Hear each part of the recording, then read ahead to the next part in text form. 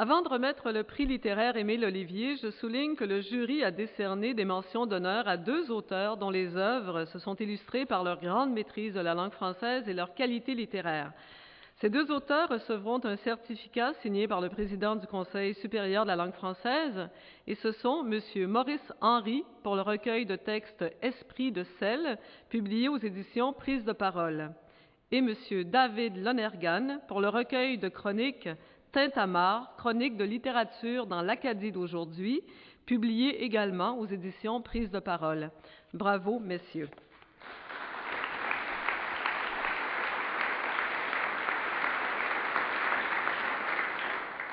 Et maintenant, le prix littéraire Émile Olivier est remis cette année à M. Daniel Marchildon pour son roman L'eau de vie, publié aux éditions David.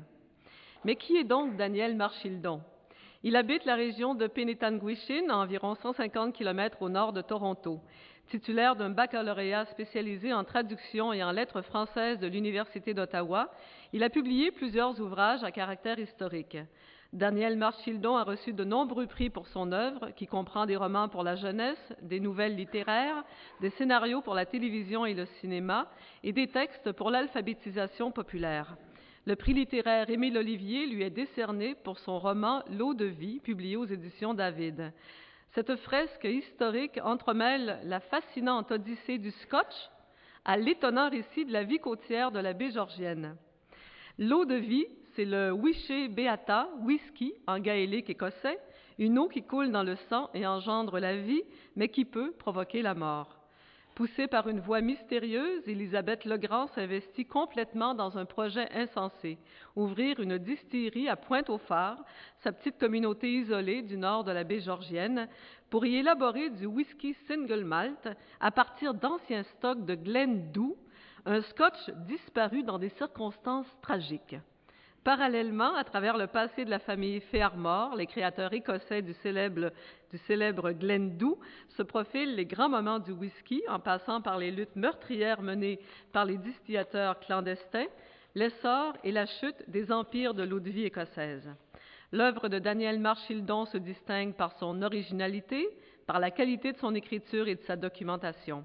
Le roman entraîne rapidement le lecteur dans un univers étrange où les personnages rêvent d'une existence remplie de bonheur, de paix et d'amour. Monsieur Marchildon, je vous invite à vous approcher.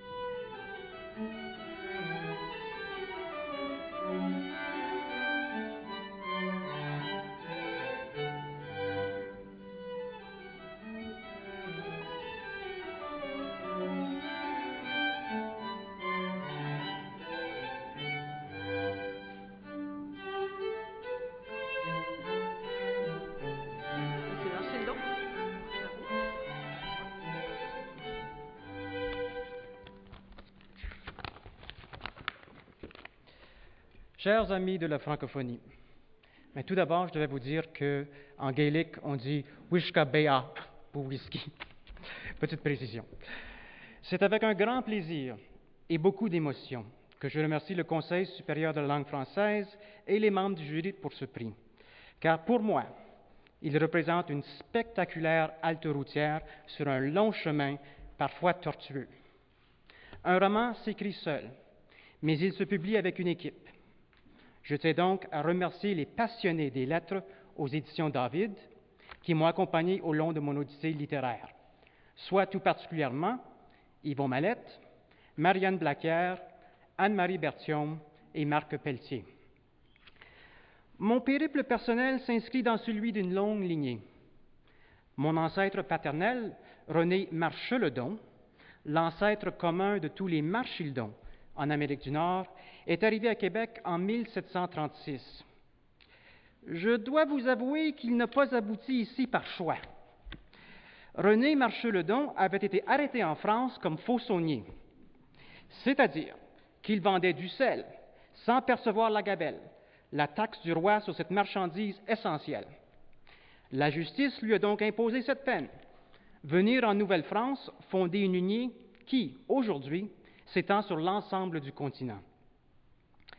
S'il était ici pour voir un de ses nombreux descendants recevoir cette distinction, mon ancêtre serait sans doute fier, même s'il se sentirait probablement plus à l'aise de me désigner comme un trafiquant de mots plutôt qu'un écrivain. Ma lignée fait donc partie de ce que l'essayiste François Paré, dans son livre Le fantasme d'Escanaba, désigne comme les diasporas québécoises. Paré, le directeur du département d'études françaises à l'Université de Waterloo en Ontario, constate, et je le cite, qu'une admirable modernité a pris forme dans ces pauvres déplacements et que le Québec actuel ne pourra saisir sa véritable américanité que le jour où il prendra acte du récit diasporal qui l'habite. Ce prix, que j'accepte en toute humilité, en tant qu'artisan de la littérature dans un contexte francophone minoritaire, à la fois très dynamique et très fragile, constitue un pont solide qui sert à enjamber les berges de ces diasporas québécoises afin de nous rassembler. Ma petite communauté franco-ontarienne bicentenaire, à 160 km au nord de Toronto, se situe dans ce que l'on peut appeler la périphérie de la francophonie, de l'Amérique.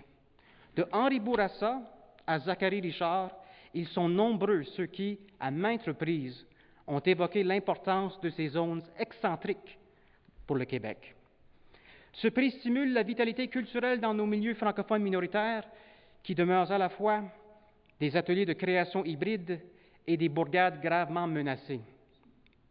Je vous remercie donc encore une fois de cet appui inestimable.